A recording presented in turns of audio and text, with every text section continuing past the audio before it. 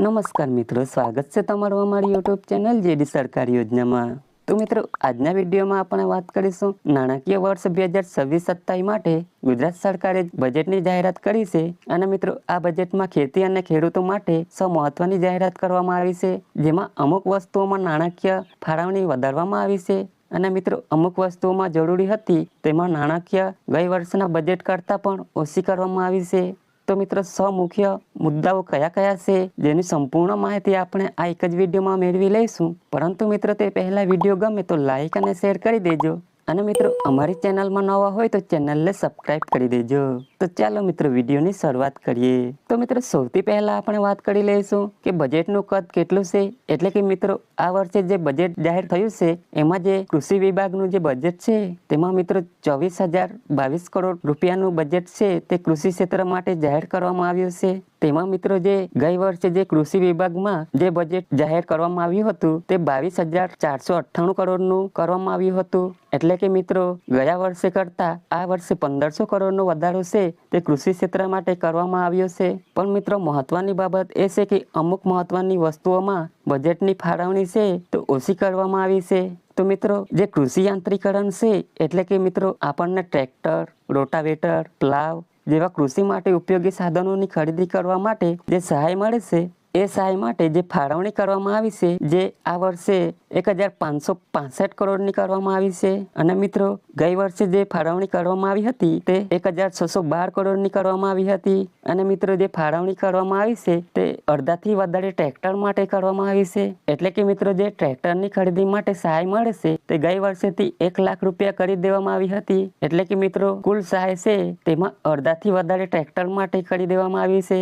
એટલે વધારે સહાય છે તે ટ્રેક્ટર માટે જાય છે। તો મિત્રો, પ્લાવ, રોટાવેટર, થ્રેશર એ બધા સાધનો માટે સહાય છે તે પ્રમાણમાં ઓછી છે। ખેડૂત મિત્રોને આશા હતી કે બજેટમાં આમાં વધારો કરવામાં આવશે, પણ મિત્રો ખાસ વધારો એમાં થયો નથી। ગયા વર્ષના બજેટ કરતાં પણ આ વર્ષે બજેટમાં ઘટાડો થયો છે। તો મિત્રો, કૃષિ યાંત્રિકરણમાં ફાળવણી કરવામાં આવી છે, પરંતુ મિત્રો આમાં ઘટાડો થયો છે। તો મિત્રો, બીજી સહાય છે ગોડાઉન બનાવવા માટે। આ વર્ષે ગુજરાત સરકાર દ્વારા ગુજરાત રાજ્યના 15,400 ખેડૂતોને ગોડાઉન બનાવવા માટે સહાય આપવામાં આવશે। મિત્રો, 15,400 ખેડૂતોને પ્રતિ ખેડૂત 1 લાખ રૂપિયા પ્રમાણે સહાય છે તે મળવાપાત્ર થશે। એ પ્રમાણે 154 કરોડની સહાય છે તે ગોડાઉન બનાવવા માટે ફાળવવામાં આવી છે। આગળ વાત કરીએ મિત્રો, 0% એ જે પાક ધિરાણ માટે વાત કરવામાં આવે છે તેમાં મિત્રો એક હિસ્સો રાજ્ય સરકારનો અને એક હિસ્સો છે તે કેન્દ્ર સરકારનો હોય છે। તેમાં મિત્રો રાજ્ય સરકારનો હિસ્સો છે એના માટે 1,559 કરોડની જોગવાઈ કરવામાં આવી છે।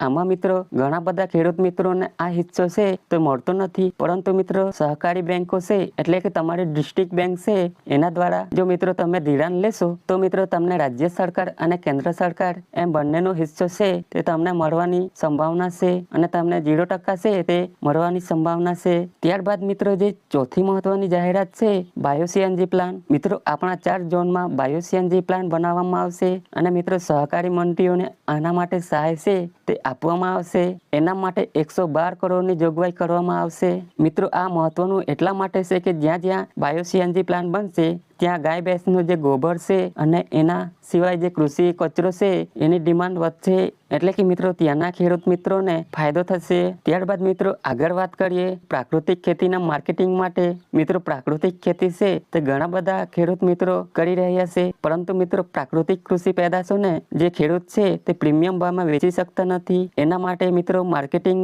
જરૂરી છે। તો મિત્રો, માર્કેટિંગ માટે 39 કરોડ રૂપિયા પ્રાકૃતિક ખેતીના ખેડૂતોને માર્કેટિંગ માટે જોગવાઈ કરવામાં આવશે। ત્યારબાદ મિત્રો કઠોળ, તેલીબિયા અને એગ્રો પ્રોસેસિંગ આ જે 3 વિભાગો છે એના માટે સેન્ટર ઓફ એક્સેલન્સ શરૂ કરવામાં આવશે। મિત્રો, 100 એક્સેલન્સ સેન્ટર શરૂ કરવામાં આવશે। એના માટે 12 કરોડ રૂપિયાની જોગવાઈ છે તે કરવામાં આવશે। કઠોળ પાકો માટે, તેલીબિયાના પાકો માટે અને મિત્રો એગ્રો પ્રોસેસિંગ માટે પણ એક મહત્વની જોગવાઈ છે। તો મિત્રો, આમ જે મહત્વની જાહેરાત છે તે આ વિડીયોમાં તમને વાત કરી છે। તો મિત્રો, આમ જે બજેટની ફાળવણી છે તેમાં આ વર્ષે વધારો કરવામાં આવ્યો છે, જેમ કે મિત્રો ડીપ એરિગેશનની ફાળવણીમાં અને બાગાયતી ખેતીમાં એમ કુલ જે બજેટ છે તેમાં ગયા વર્ષે કરતા 1,500 કરોડ રૂપિયાનો વધારો કરવામાં આવ્યો છે। તો મિત્રો, આશા રાખું છું વિડીયો પસંદ પડ્યો હશે। જો મિત્રો વિડીયો પસંદ પડ્યો હોય તો લાઈક અને શેર કરી દેજો અને મિત્રો અમારી ચેનલમાં નવા હોય તો ચેનલને સબસ્ક્રાઇબ કરી દેજો।